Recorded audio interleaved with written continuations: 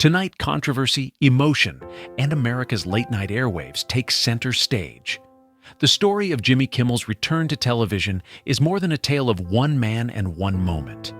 It cuts to the core of freedom of speech, political division, corporate power, and the shifting sands of America's media landscape. In the world of late-night TV, few figures command attention like Jimmy Kimmel. Known for sharp wit, heartfelt monologues, and relentless political satire, Kimmel has built a career holding power to account and ruffling more than a few feathers along the way. But this past week, even by the standards of American television, things took a dramatic and deeply troubling turn. Kimmel's return on ABC after a week-long suspension wasn't just another comeback. It was a moment that ignited debates across America about comedy, grief, political polarization, and the media's role in shaping public discourse. The spark for this controversy? The shocking, tragic shooting of Charlie Kirk, a high-profile conservative activist and aide to President Trump. Kirk, a key figure in building youth support for Trump, was shot and killed while speaking at Utah Valley University, sending shockwaves through conservative circles and the nation as a whole. Kimmel, who has never hidden his distaste for President Trump or his allies, addressed the shooting on his show with his usual blend of satire. But for some, the jokes crossed a line. He was accused of making light of Kirk's murder and even fueling political blame games. The backlash was immediate and fierce, especially from Trump supporters and right-wing voices. The response from ABC, a network owned by Disney, was swift. Last week, Kimmel was suspended, his show taken off the air amid mounting political pressure. Some affiliates, notably those owned by Sinclair Broadcast Group and Nexstar Media, refused to air his return, bowing to conservative outrage. This wasn't a decision made in a vacuum. The suspension drew condemnation from all sides. Hollywood icons, journalists, and even some Republican politicians rallied to Kimmel's defense, demanding that his voice not be silenced. Meanwhile, hashtags like #CancelDisney and #CancelDisney+ trended as viewers canceled their streaming subscriptions in protest of Disney's move. Then, on September 23, 2025, Jimmy Kimmel returned. What America saw wasn't the brash, tough-talking comic many expected, but a man brought nearly to tears, bearing the full weight of public scrutiny. Kimmel. I have no illusions about changing anyone's mind, but I do want to make something clear because it's important to me as a human. It was never my intention to make light of the murder of a young man. In his monologue, Kimmel made no effort to sidestep the pain, the controversy, or the politics. Speaking of Kirk's widow's public grace and forgiveness, he called it an example for all Americans. His voice broke. The audience, used to comedy, fell silent, witnessing a rare moment of raw vulnerability. Kimmel's sobering words offer a window into deeper national divides.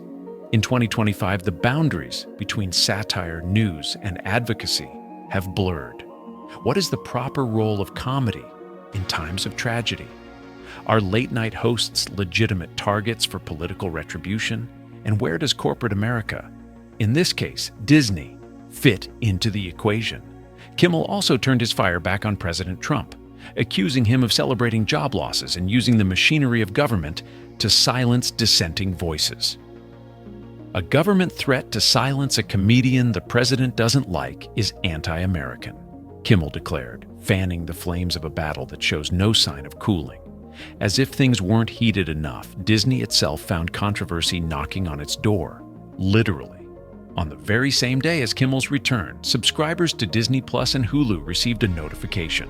Next month, their prices are going up. Social media swiftly connected the dots, seeing a conspiracy, or at the very least, a tone-deaf move from one of America's entertainment giants. Subscribers vented online as the new pricing was revealed, and calls to boycott Disney and Hulu surged.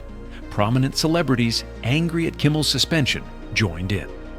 In a classic move, Kimmel responded with a joke, holding up a paper during his monologue and sarcastically reading, "Disney has requested that I read the following statement. Open your Disney and Hulu app." All of this leads to a bigger question.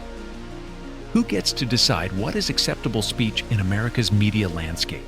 Should networks cave to political demands or risk alienating powerful blocs?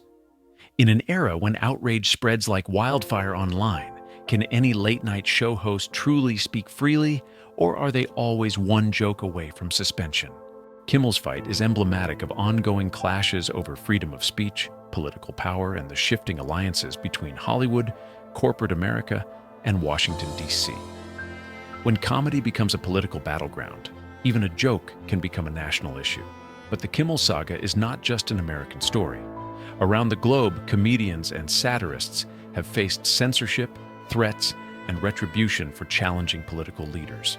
The world is watching, and perhaps reflecting their own struggles for truth, transparency, and the right to speak out through satire. As the credits roll and the stage lights dim, the deeper questions remain. Can comedy heal, even in the darkest moments? Or does laughter itself become another front in the culture wars? Jimmy Kimmel may have returned to television, but the conversation about media, politics, and freedom in America is just getting started. What do you think? Should comedians be held accountable for every word, or do they have a special responsibility during times of tragedy? Should networks and corporations protect their talent or bow to political pressure? Let us know in the comments. Be sure to subscribe for more in-depth global news and analysis. And don't forget to hit the notification bell to stay updated on stories that shape our world.